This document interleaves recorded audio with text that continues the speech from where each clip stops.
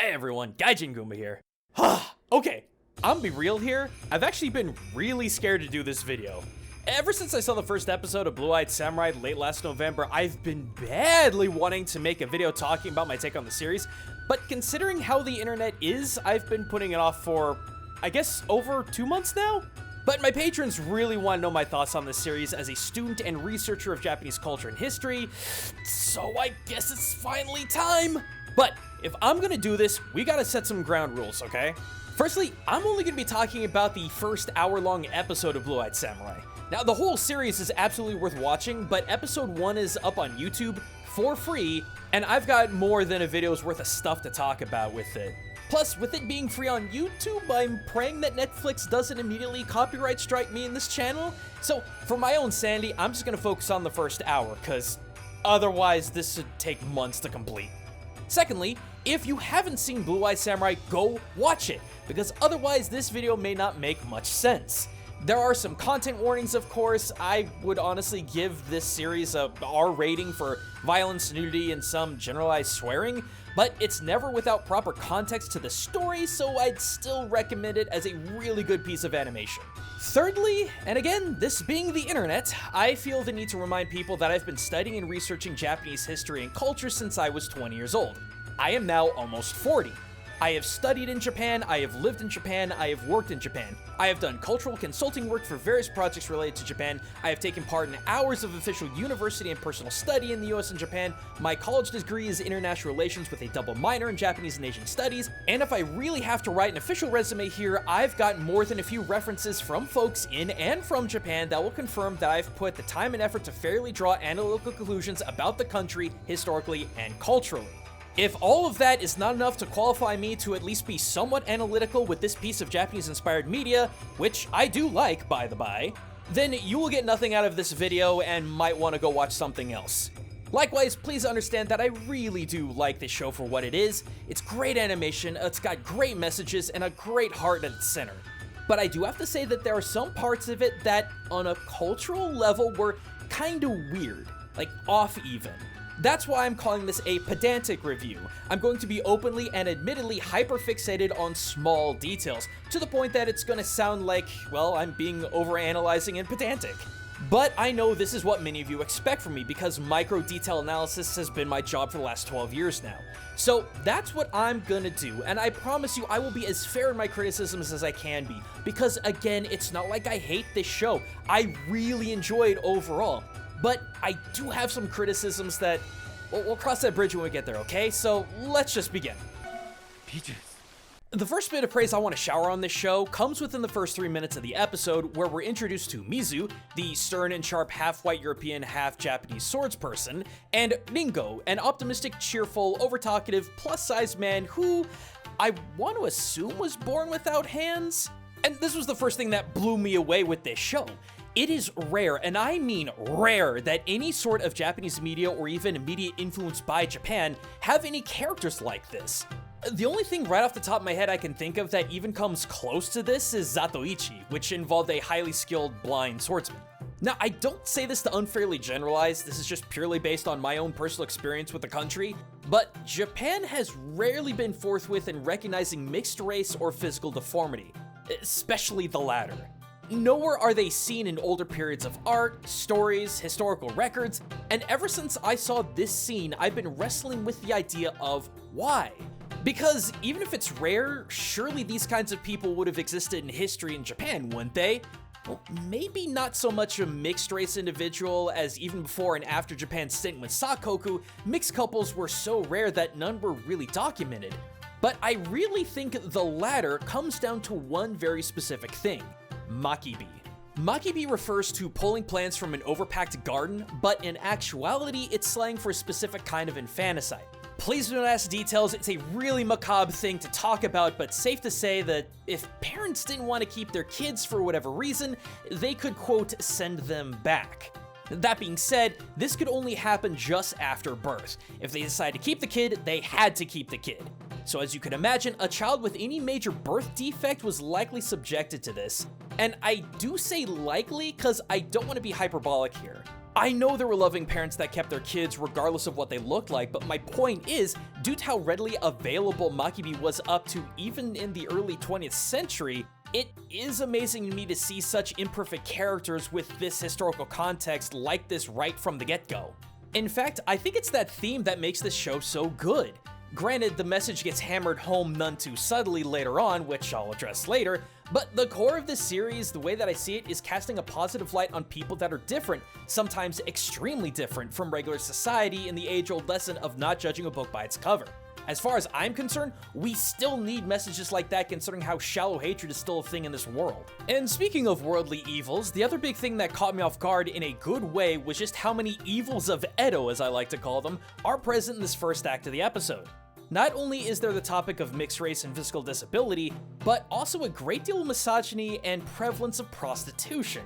Prostitution during the Edo period, the time in which the show takes place, was an incredibly common thing. Within this first sequence, we find out passively that a group of girls were being sold to brothels by their own families through Hajimon the Flesh Trader. And yeah, that happened a lot more than you might expect. Now, remember that concept of Makibi? Well, not so fun fact about that. You might find it surprising that sons were subjected to that more often than daughters, because girls could be married off for the sake of the family gaining more money, more standing, or more alliances, or they could be sold off as a prostitute when they come of age. That is the horrible reality of this time period. It was not nice to women. In fact, it was downright brutal. Now, I want you to keep this in mind because we're going to be coming back to this point throughout this analysis. Now, shortly after, with this same scene, Mizu exposes her eyes to Haji, who calls him a dead-eyed half-blood demon, and my overanalyzing brain went, alright, that checks out. I mean, any eyes that weren't brown in Japan at this time were so rare that people could easily draw the conclusion of Mizu's heritage, and if we're going with that classic take of demons equals Oni, then, well, that checks out as well. I've mentioned it many times before in my videos, but the concept of Oni was molded from the Heian period onward to negatively stereotype individuals who were not part of or subjected by the Yamato court. These were usually bandits, separatists, or indigenous peoples, with classic stories of Oni like Tsuchigumo and Shutendoji representing aboriginals or separatists respectively. And I was thinking, that checks out. But then Haji follows up by calling Mizu an Onryo, and that's when my brain 404'd. Why Onryo?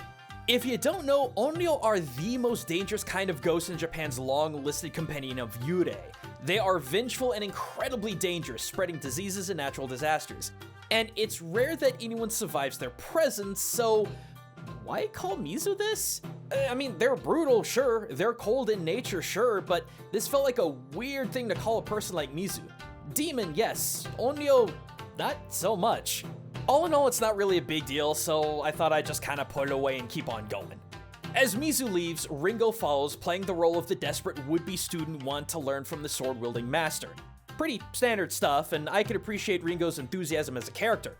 But then he dropped a line that gave me pause. You're deformed, but you're still strong. Even now, I am still trying to parse in how many ways this statement hits hard. If you're not Japanese or have never lived in Japan, you have to understand how much that statement cuts. Again, I don't want to sound hyperbolic because there are exceptions to what I'm about to say, but to be different in Japan, even in these days to an extent, is to be a lesser individual. Like I said, there are good-hearted people out there who subscribe to the idea that a human is a human, but I've seen or been the target of so many instances, big and small, where being different meant that you were lesser. At best, less is expected of you, so you're treated with a kind of reluctant kindness, like an unwelcomed guest, and at worst you are ignored or actively pushed away from the community. My experiences come from a more modern time, so it wasn't really as bad, so I really can't even guess how much more horrible things were for people who were in one way or another different in Japan from the 1600s to the 1800s. Let me put it this way. One of my dearest friends while I was working abroad in Japan was full-blooded Japanese who had lived in the UK for about 8 years, then returned to Japan to be an English teacher and told to their face that they were not Japanese. I want you to seriously think about that for a minute. I want you to imagine living abroad for like 5 years, then coming home and having people tell you that you're no longer American, or you're no longer Canadian, or you're no longer British. I have personally seen and read about Japanese individuals living abroad for a time, coming back, and then being ostracized for now being different. having lost the quote Japanese way of life, thus they are different and to now an extent lesser. I'm just some freaking white guy who made his life into Japanese culture and history, who lived in Japan for a while, who was either denied service or given a kind of reluctant kindness. And this simple line brought up all this hurt. I can't even begin to fathom how much harder this kind of an honest but brutal statement has on someone who is either mixed Japanese or full-blooded Japanese who has adopted other perspectives and lifestyle choices due to globalized perspective, who was then shunted from their society. And this gets punctuated even harder because we see that Mizu has tremendous respect for her own culture, more so than the average individual, because we see her finding an abandoned, dilapidated shrine? I mean, there's a torii gate outside, but the statue that she kneels in front of is obviously a Buddhist deity. Shinbutsu Shugo and all that. Now, that aside, we see that Mizu not only respects but practices a very traditional aspect of her own culture, lighting and presenting incense and praying to this yet-to-be-known Buddhist deity, whose temple or shrine has been left to rot or neglect by the local population. If anything, this shows that Mizu cares more for this religious aspect of her native culture than everyone else who has called her an outsider. And I think this is really important because it shows that purity of blood doesn't matter when it comes to understanding, respecting, and practicing important aspects of one's own culture. What matters is the effort and heart that the individual puts into it. Mixed or not, Mizu is devout, and I thought that that was an important point for the show to make. Anywho, next scene, we got a meteor and we got a flashback to Mizu's life, being horrendously bullied for what they are. Hearing the usual insults of, "Your father is a white devil," and "round eye." And I'm sitting here thinking to myself, were those insults ever used in this time and place? They feel more like an overly standardized, ubiquitous insult given to white people in the more modern era, and I don't think that's bad. It just felt weirdly out of place. I think it's just my expectations of a work taking place in a time period that I've looked way too hard into, but this wouldn't be the last time that things felt off. Anyway, Deus Ex Meteor happens, and this is when young Mizu comes across not only this mysterious metal, but the blind swordsmith that comes to the closest thing that they would have to family. And again, freaking props to this show. I know there were more blind characters in Japanese media or Japanese-inspired media than other characters with a disability, but they're keeping the consistent message of, hey, these people exist, don't ignore them, they're actually really cool. Now, I don't dare spoil the dynamic between the Blade Master and Mizu, because it's honestly some of the most wholesome stuff in this first episode. But there were a handful of things that kept happening in this reoccurring flashback sequence that made me cock an eyebrow or two. I'm jumping around the narrative quite a bit, so just kind of bear with me. We'll get back to the stuff that happens in real time in a second.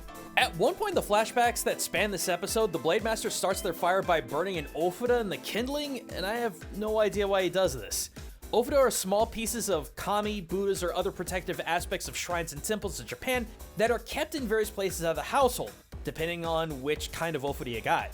You only really burn them after a year to retire them and send the spirit within the ofuda back into the sky within the smoke and ash. Now, one could say that this particular ofuda was a year old and needed to be burned, but the problem with that is that this ritual isn't done at home. It's done at the shrine or temple where it was received. If someone wants to explain this to me, I'm all ears. It's just, this felt really weird to see. Skipping ahead a bit, within another flashback, we hear the Blade Master say, "The sword is the soul of the samurai." No, it isn't. It isn't. I get this is the Edo period and there was a vast importance placed on the daisho which legally labeled samurai as samurai via the Tokugawa law, but samurai at this time were in the process of historically rebranding themselves during the Edo period as they became more and more redundant to society. While, historically, samurai from 900 to 1500 AD prioritized the bow and then the spear as their primary identities as a warrior and as a samurai. There is historical backing behind this. And it bothers me because this concept does nothing but fuel katana worship, which, fine, I guess the samurai retroactively produced the concept of Bushido during the Edo period, so they would retroactively produce the concept of the sword being the soul of the samurai. But it just wasn't. It was the badge of the samurai, maybe, but it wasn't the soul of the samurai. It was the soul of the swordsmith. Alright, so check this out. When smiths are in the process of creating a sword, they dress in white, a color of purity, they hang holy shimenawa around their workspace to ward against spiritual pollution and kegare, and they ritualistically purify themselves before the process. They do this because as the sword is being created, no kegare or other spiritual impurities can be allowed into the workplace or within the blade. That includes any spiritual pollutant from the smith. It is not the soul of the samurai that is of concern when it comes to the sword. It is the smith's. And yes, I know I'm being horribly pedantic. I warned you all that I was going to be like this at the beginning of this video. And I know what this show is doing by making this statement. I get it. It's fine. It's just, this is one of those things that just bothers me so much as a historian. Because when people keep hearing this in popular media, they start to think that it was true, and it was so not the truth. I'm sorry, the show's good. Please go watch the show, but God, this bothers me so much. I mean, look, if you want to look at this in a practical sense, when it comes to the established fame of a sword, it was the name that was inscribed on the blade of the sword that was the point of fame and interest to the people. With the only exception I can think of being the Muramasa blades that Tokugawa specifically wielded. But the emphasis there was the Muramasa blades. In fact, speaking of Muramasa, the best way that I can illustrate this idea that the sword being the soul of the smith and not the samurai comes from the story of Muramasa and Masamune, where it was said that when stuck into a river, Muramasa's blades would pull leaves and debris into its blade to be cut, while Masamune's blades would push them away, keeping them safe. Reflecting in this folktale the dark and bloodthirsty heart of Muramasa and the peaceful, serene soul of Masamune. Now, it's not true in the slightest, but this folktale illustrates the point that I'm trying to make here. The soul of the smith is the sword. And look, I'm not blind. I know that Kendo, Iaijutsu, and many other sword-based martial arts are seen as the closest reflection to the soul of the samurai as we remember it historically, but I cannot help but feel like this has become really hyperbolic on a historical level. There was just way more care about the soul of the smith in relation to the sword, historically, than the samurai. There's also a moment later on in another flashback where the blindsmith sets up his tamahagane steel in a way that swords were typically made in Japan at the time, but then he wraps some, not an ofura, but I'm guessing this is supposed to be some kind of blessing melted into the metal. I get what the show's trying to do here, but having done a lot of study via books, historical documentation, and museums, this didn't happen. There's already enough to worry about with tamahagane steel in terms of over-oxidizing and removing impurities. Adding more of anything to the metal that isn't steel is just asking for a worse blade. I get it, it's mysterious, it's cool, but it's just not historical. Alright, with all that ranting aside, I do want to praise a metaphor that this series has in its flashbacks for not only being historically correct, but also so fitting for the show's theme. The more pure the steel, the harder it is. But too pure and it becomes brittle. I thought we must beat out impurity. Yes, yet an impurity in the right place is a quality. Soul steel in the center, hard steel for the edge. I freaking love this, man. This is 100% correct. Katana need a balanced mix of high carbon steel for its sharp edges, high carbon meaning a more pure steel, but it also needs low carbon steel, aka a more impure steel, at the center and the back of the blade in order for it to have some kind of shock absorption. Otherwise, the sword would just simply shatter without any flexibility. And on the flip side, I actually really do love how it was made into an allegory for a person being of mixed heritage or even mixed perspective. I personally hate the term hafu as it implies that people of a mixed race are two halves of different wholes. In Japanese linguistic context, I prefer the term daburu, as it infers that there are two wholes coming together to form something even greater. And I personally think that an individual with multiple perspectives on a cultural level is better for having said perspectives. Finally, in these flashbacks, we see what inevitably happens to that meteorite metal that Mizu and the smith originally carried back with them all those years ago. Mizu, after years of learning how to be a smith, forms the metal into a really slick sword. And you might be thinking that this surely is a pure work of fiction, but no. Surprisingly, there are swords made specifically of meteorite metal in Japan, with the most well-known one being the Dentetsuto, or Heavenly Iron Sword, forged by Yoshindo Yoshiwara of the present day, and then there's the oldest one, the Ryuseito, which was forged by Takeaki Enomoto in the late 1800s. Alright, that's all the flashbacks. Let's rewind all the way back to the present day of the show. In the next scene, we find that Mizu's trying to enter Kyoto with a long line of folks outside trying to get in. But everybody needs a pass in order to enter the city. And it's kind of interesting because this is 100% completely historically accurate. From 1603 to 1868, travel was exceptionally limited to common folk under the edict of the Tokugawa Shogunate. Systems of checkpoints and permits were placed all over the country. And why was this done? Well, from what I read from historians, the idea is that after 200 years of civil war, the newly centralized government of Japan was willing to do anything to keep local rebellions from happening. So, no massing of people in one location to build power. But people would often circumvent this restriction of travel by taking pilgrimages and the like to see other temples across the country. Either way, this was really cool to see. Most shows that I've seen that take place in Japan during this time usually neglect this big restriction. Once in Kyoto after bribing a guard though, I was kinda taken aback after a group of Shindo Dojo students rolled up and directly insulted Mizu. I mean, it's in English, I get it, but English is such a direct language where Japanese is so indirect, to a point where you couldn't even directly say yes or no to something, but instead use a huge long list of long-winded hints that you mean yes or no. Like, direct insults happen in Japanese. I mean, going back to that early flashback when you've got the kids picking on Mizu, yeah, you would get direct insults there, but interacting with a stranger that you don't know, it felt kinda weird, and it didn't stop there. Mizuko's looking for information on the Shindo Dojo location from a couple of Yoshiwara-looking prostitutes when, after Mizu clarifying zero interest in their services, the girls drop the nice act and very bluntly tell Mizu that they would want to look for the temple with the 1,000 creepy statues. Quote, 1,000 creepy statues. And I'm like, why? Why call them that? Local people would know what they are and, in I would hope most cases, would at least be mildly respectful to them. Especially in Kyoto, which despite being a huge city is the cultural hub of the country. For people to call obvious religious symbols of a local temple creepy just gives off a massive feeling of detachment from where they live. Again, this is my pedantic cultural analysis brain going off, and it doesn't lessen the show, it's just an example of cultural whiplash that I keep getting from the show. I know I'm probably the only one on this planet suffering from it, but y'all wanted to know my surface thoughts on everything. But now we come to a part where I just ranted in my notes for like 3 pages, I'm sorry. The introduction of Princess Akemi and the altercation with her father, Lord Daichi. Now, I will say that the setup to the scene is freaking phenomenal. It starts with Akemi walking with her assistant Seki, voiced by the freaking legend himself, George Takei, and anything involving Takei is an instant win in my book, and I was only further impressed with how he was trying to explain to Akemi how to subtly manipulate her father into allowing her wishes, specifically her desired marriage to Taigen.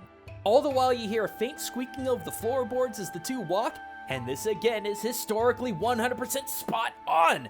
Japanese castles and homes of nobles would have intentionally squeaky floors because it completely prevented someone from sneaking around where they weren't supposed to, thus detracting thieves and assassins. This is such a cool little detail! But then the doors open up, and this is where I got so much cultural whiplash that I'm still wearing a neck cast. We open up with Lord Daichi applauding his son to make a total freaking mess in the room, stating, Tomoe will make a great lord one day. He does what he wants. Right now, Tomoe wants a mess. God help me, where do I start? No lord, underline, no lord would ever allow a child to act this way.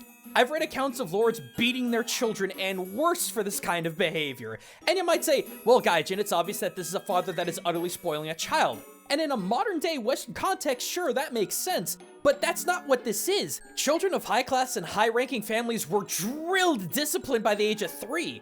Because it's not just a matter of raising a totally spoiled child that would do nothing but bring selfish doom to a family or clan, but there's the matter of decorum in front of extremely important members of government, other clan lords, other samurai, and so on. I cannot make you understand if you know nothing of the utter rigors of court life in Japan, but to watch a lord of a household allow a child to not only be this spoiled, but utterly ruining dishes, spoiling food, and God, I just cringed when I saw that tatami mat being stained. This just wouldn't happen! And speaking of things that utterly just would not happen, when turning to Akemi, he says, You have a different duty, no? To create alliances by being a pleasing wife to a great man. Now I'm told you believe you have an opinion on who you might want to marry. And then all I could think of was, It's true, but he shouldn't say it. I'm just gonna say it. The show feels like it goes really out of the way to make Daichi just the utter worst of the patriarchy, but I couldn't figure out why that bothered me so much. Because he's 100% right. A great deal of daughters in these times were used as methods of forming alliances and or increasing the wealth or reputation of a clan. But everybody in this society already knows this. And I only say this because after her first attempt of manipulation failed, the two go into a screaming match about how Daichi needs to use Akemi to find a family that pulls in a ton of money. Which makes me wonder again why he's letting his brat of a son destroy expensive household goods! And even Daichi gets in on the proper destruction while whining about finances, and I'm like, bro, you suck as a lord! And then we come to Akemi, who's openly and loudly protesting a life married to a truly horrible man. Is that your price for me? Yes! Yes it is, and you should know this! Remember at the beginning of this rambling video I told you to remember how utterly horrible things were for women in the Edo period? Well, I'm bringing that back because this is what I've been talking about with this cultural whiplash. Were Daichi and a ton of other lords at this time terrible? Yes. Were women of all births married or sold off for profit and gains? Yes. I do not understand why Akemi expects anything different. This is why Seki was trying to tell her how to manipulate her father into making her wishes happen, because that is the only way that she's going to get what she wants as a woman in Japan at this time. And that's when it hit me. There is no subtlety in the show because it's not written to be Japanese, it's written to be American. I mentioned before, and I'm gonna say it again, Japan has one of, if not the least direct cultures of communication in the world. It is entirely unique to their sociology and is ubiquitously known throughout its entire population. And everything that happened in this brief scene just would not happen the way it did when it comes to any sort of high-ranking family. This isn't a bad thing. That does not make this bad media or unenjoyable media, but it definitely feels more American than Japanese. And that's okay. It's just a colossal cultural whiplash. And look, I'll give credit where credit's due. Akemi does eventually use passive manipulation of her dense, idiotic father in order to arrange marriage with Taigen. And I was just like, why didn't you do this from the beginning, like Seki told you to?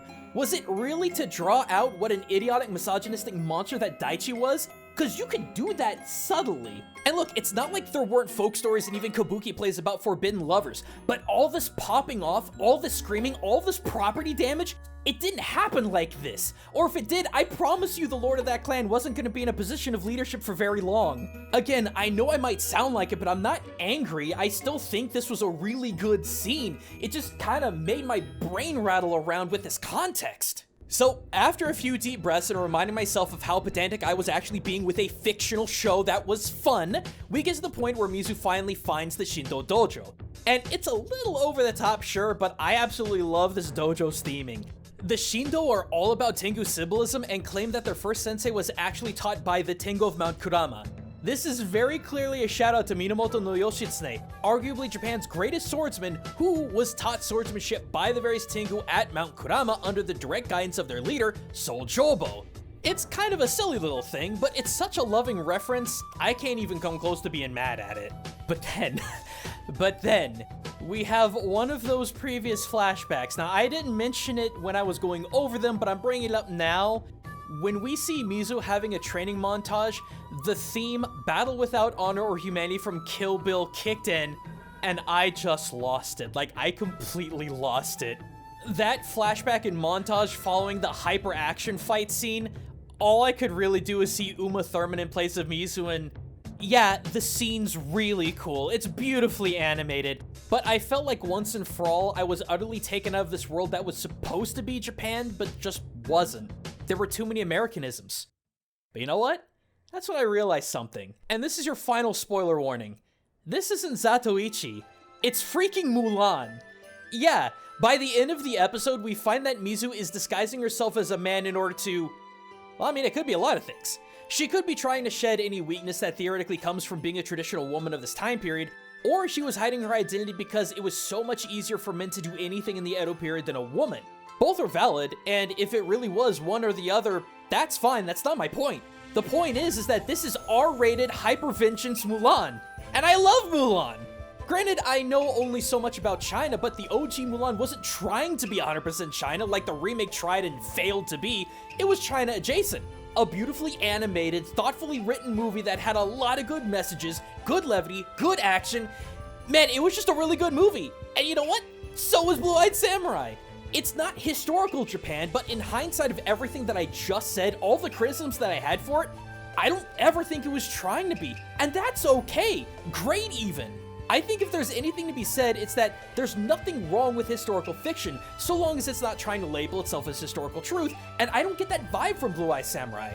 The vibe that I get is that it understands a great deal of the culture that it's portraying, and when it wants to, does it very well. But it very much knows that its writing is for a Western audience, thus communications, interactions, these things reflect more of a direct Western form of communication versus a far more indirect Eastern form of communication, and again, that's fine! Again, great even!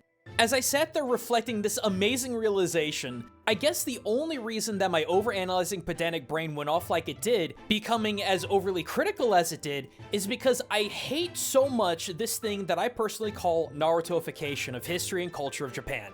By that I mean different forms of media borrowing heavy from a classic tale or even historical events to make their narrative, but then the piece of media becomes so popular that future generations assume that the modern piece of media is the actual true story versus the classical story that borrowed from it. Every time I look up information or images of old historical Japanese figures, I am bombarded with modern anime and game depictions, while the actual people, places, and things from history that I'm looking for are at the bottom of or completely omitted from the search. That's scary. It terrifies me to think that we would lose so much history and culture in the next couple of generations because pop media borrowed from it and permanently changed it. But do I get that vibe from Blue Eyed Samurai? Not in the slightest. The story in itself is completely unique, only borrowing cultural, historical, or geographical inspirations to tell the story that it wants to tell. And in my opinion, that's what makes it such a great story, which again, I still highly recommend you go check it out if you haven't. So if you haven't, go and do so right now, and thanks for watching, everyone. And especially thank you to my patrons who voted on this topic. I honest to goodness didn't know I was gonna have 20 pages of script by the end of it all, so I thank you all very much for your patience on this one, and I think it turned out really, really great. In the meantime, I'm gonna be working on a new project that hopefully I'll be able to talk more about soon in the coming months. With its development happening right now around the holidays, it's a bit of a strain, but I'm loving what's happening. Otherwise, if you like learning about Japan through your favorite games, anime, and more, sub up, get notified, and until next time, everyone, this is Gaijin Goombah signing out.